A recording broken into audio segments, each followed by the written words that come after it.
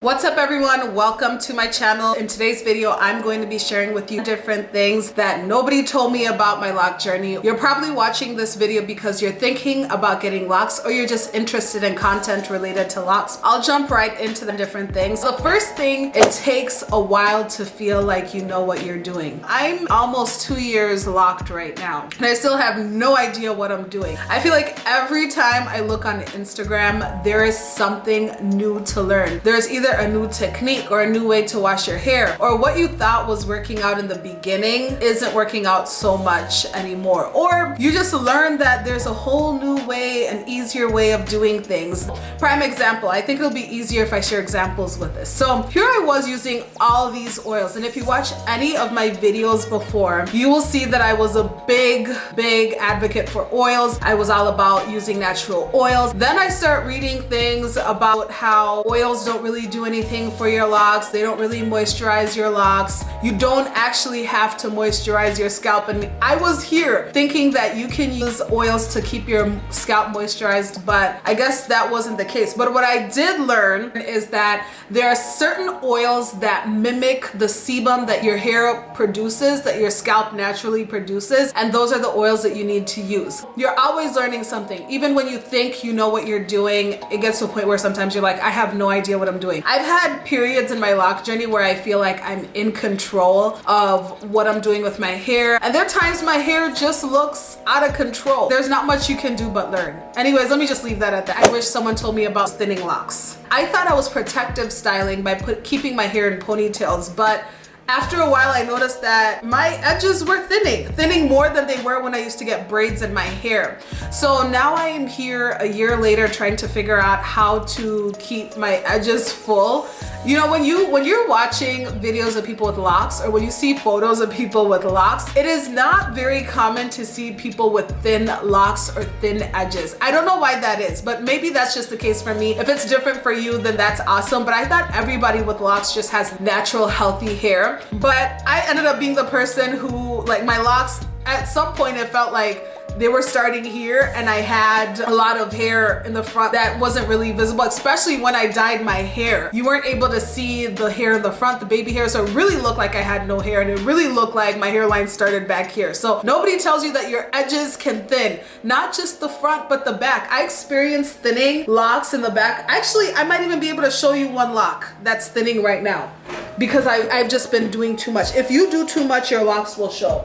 But I have one right here.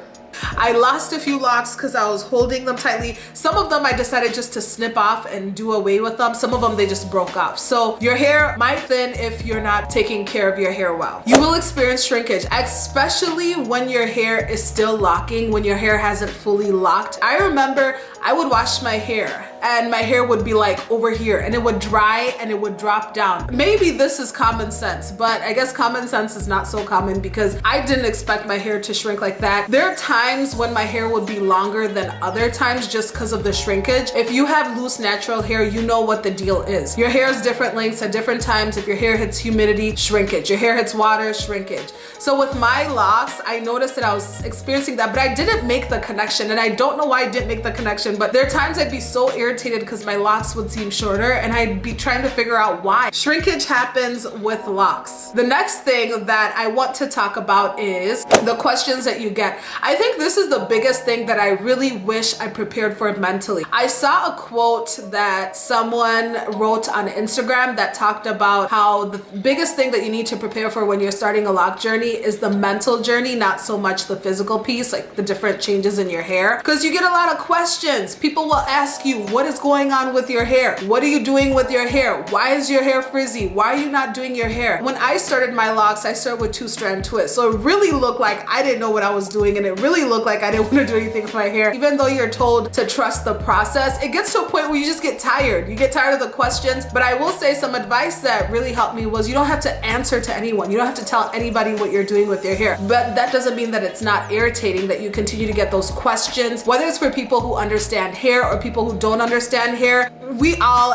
to some extent, are impacted by comments that people make. It can be really irritating to constantly feel like you have to explain what you're doing with your hair. So that's something I definitely was not prepared for. You start to question yourself and you wonder, what exactly am I doing, or why do I feel like this? But other people's comments should not affect how you feel, but you really have to be mentally prepared to be able to stick to the journey that you've chosen to stick to and really focus on the end results that you want. If you see the vision, as long as you see the vision of what you want your hair to look like, you're good. But if you're not 100% sold on what you want your hair to look like and you're not prepared to go on the journey, then you will be irritated by the comments, and chances are you might even stop your lock journey. It happened to me the first set of locks I had. I just couldn't do it. So after a while, I started with the comb coils. I just let them go. So that's something that I was not prepared for. The next thing that I was not prepared for was shedding. Now, with my 2-strand twist, my locks started to lock up from the roots to the middle, but the ends were kind of loose and stringy, and every time I'd wash my hair, it would bother me so much.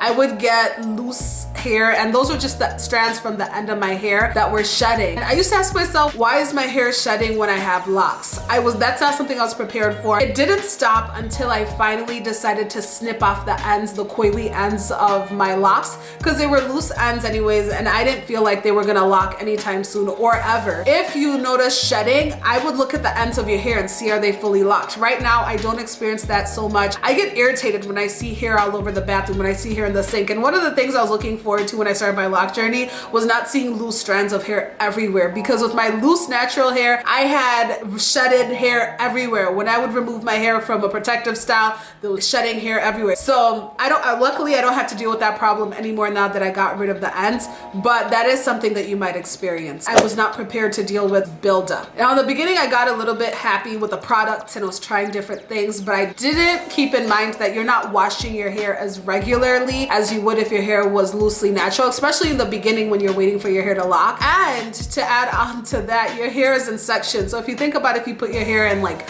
single braids or twists or any style that puts your hair in sections, you're likely to get product in each individual section. I was not ready for that. I remember one time looking in the mirror and seeing like buildup along the edges because I was not paying attention to the different products I was putting in my hair, and it was gross to look at. Now I know some people mind it, some people don't, but I wasn't prepared for that. Maybe this doesn't apply to everyone, but for me, I have to be very particular with products. You can't put butters in your hair. For me, I will start to notice the buildup. I have to be very careful with edge control. The buildup takes so long to get out. For me, it's not just I wash my hair and it's out. You have to scrub it, especially if it's been there for a while and you haven't washed your hair in a while. That buildup really does take some time to get out, and you want it out because it doesn't look good. This is a reality that is what it is. You're not always going to enjoy your locks. There are days where you're gonna feel like your hair isn't what you want it to look like. There are days when you're gonna feel like probably quitting the lock journey. There have been a few times that I've wanted to big chop and just start over and go loosely natural, just because locks have a mind of their own at certain times, and it feels like you just can't get in control of what your hair is doing, and that's normal. That's perfectly okay. There are times when you might look at other people's hair and wonder,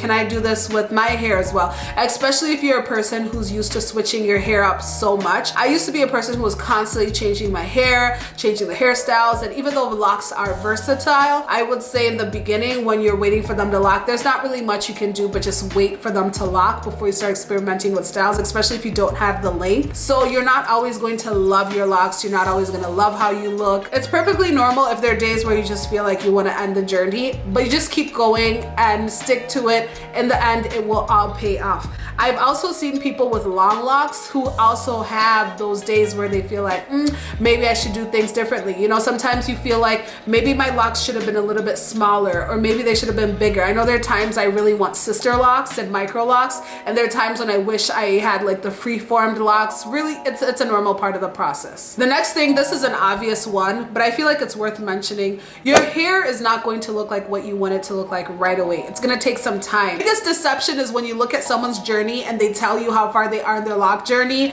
Maybe they're like, I'm 3 months in and their hair looks fully locked and it looks really nice, and you hit 3 months and your hair doesn't look like that.